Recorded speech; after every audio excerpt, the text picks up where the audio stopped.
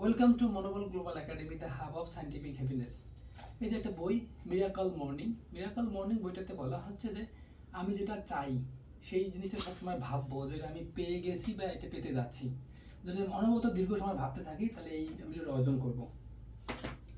আর একটা বই, the ego is the enemy.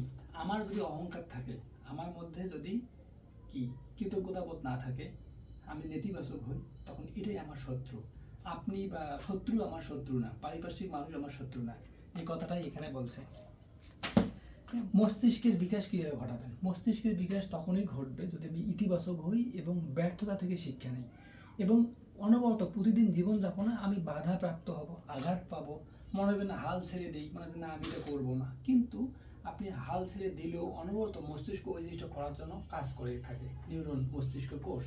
তো এটা একটা বছর মস্তিষ্কের যদি আমি হাল ছেড়ে না দিই এবং অনবরত চেষ্টা করি, তাহলে যে কোনো জিনিস 1 দিন 2 দিন 3 দিন 4 দিন হতে হতে কিন্তু সফল হবেই।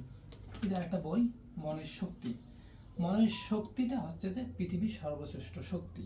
কারণ শরীর দিয়ে মানুষের ওজন মাপা যায়, কিন্তু মনের শক্তি দিয়ে ওই ব্যক্তি সারা পৃথিবীর ওজন মাপতে পারবে, মানে সারা পৃথিবীকে জয় করতে পারবে। এই কথাগুলোই এই বইগুলোতে আছে।